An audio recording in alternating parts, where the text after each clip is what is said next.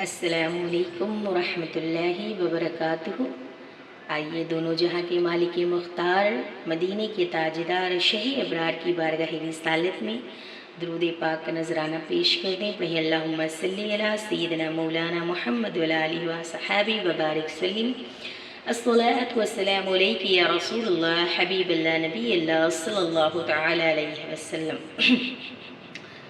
تو آج کا ہمارا عنوان ہے ماں باپ کی خدمت، جو کہ آج بہت سے لوگ میں نے دیکھا ہے کہ وہ نمازی بھی بن جاتے ہیں، حج کرنے والے بھی بن جاتے ہیں، لیکن بڑے افسوس کے ساتھ کہنا پڑتا ہے کہ ماں باپ کے فرما بردار نہیں بن پاتے ہیں۔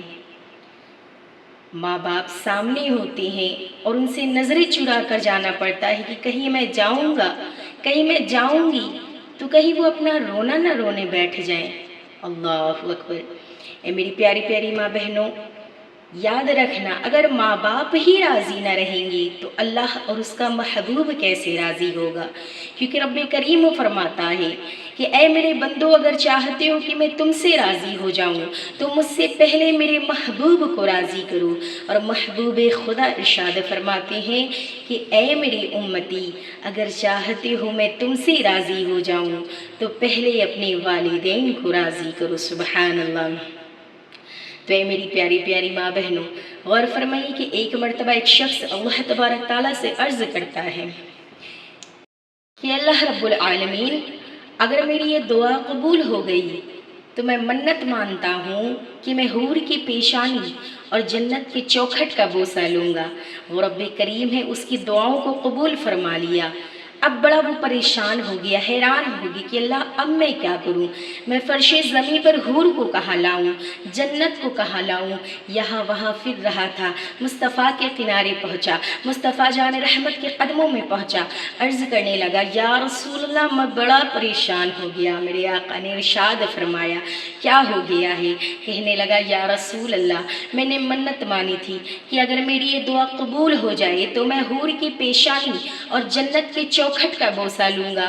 اللہ نے میری دعاؤں کو قبول فرما لیا ہے، اب میں حور کو کہاں ڈھونڈوں، جنت کو کہاں ڈھونڈوں؟ اتنا کہنا تھا کہ میرے آقا نے ارشاد فرمایا بس اتنی سی بات ہے۔ سبحان اللہ۔ اللہ کے پیارے محبوب ارشاد فرماتے بس اتنی سی بات ہے اور تم اتنا پریشان ہو گئے، اتنا پریشان ہو گئے ہو؟ ارے جاؤ گھر چلے جاؤ، جاؤ گھر چلے جاؤ، ماں کے قدموں کو چوم لینا، ماں کے قدموں کا بوسہ لے لینا اور باپ کے پیشانی کا بوسہ لے لینا، سمجھ لینا تمہارے قسم کا کفارہ ادا ہو گیا ہے۔ بڑا مایوس ہو گیا، کہا اب کیا ہوا؟ کہا یا رسول اللہ، میں ابھی بھی پریشان ہوں۔ کہا اب کیا ہوا؟ فرمایا اتنا پریشان ہو گئی، جاؤ گھر چلے جاؤ، جاؤ گھر چلے جاؤ، ماں کے قدموں کا بوسہ لے لینا، باپ کے پیشانی کا بوسہ لے لینا اور سمجھ لینا تمہاری قسم کا کفارہ ادا ہو گیا ہے۔ سبحان اللہ، سبحان اللہ۔ ابھی بھی مایوس ہے، کہنے لگا یا رسول اللہ، ابھی بھی پریشان ہوں۔ اللہ کے پیارے محبوب نے فرمایا اب کیا ہوا؟ وہ شخص کہنے لگا یا رسول اللہ، میرے ماں باپ اس دنیا میں نہیں ہیں، ان کی فوت ہو گئی ہے، وہ اس دنیا سے جدا ہو گئے ہیں، مجھ سے جدا ہو گئے ہیں۔ میرے آقا نے فرمایا تو کیا چاہتا ہے کہ ماں دنیا میں ہے تو ان کی عزت ہے اور دنیا میں نہیں ہے تو ان کی کوئی عزت نہیں ہے؟ تو یہ چاہتا ہے؟ اللہ کے پیارے محبوب ارشاد فرماتے ہیں ارے ماں باپ تو وہ انمول ہے جو دنیا میں بھی ان کا رتبہ اعلیٰ ہے اور مرنے کے بعد بھی ان کا رتبہ اعلیٰ ہے۔ جب بقیع چلا جا، جب قبرستان چلا جا، وہاں ماں کے قدموں کی طرف بوسہ لے لینا، باپ کے پیشانی کی طرف بوسہ لے لینا، سمجھ لینا تیرے قسم کا کفارہ ادا ہو گیا ہے۔ سبحان اللہ، سبحان اللہ، سبحان اللہ۔ ابھی بھی مایوس ہے، کہنے لگا یا رسول اللہ، میں بھول چکا ہوں کہ میرے ماں باپ کی قبر کون سی ہے۔ اللہ اکبر۔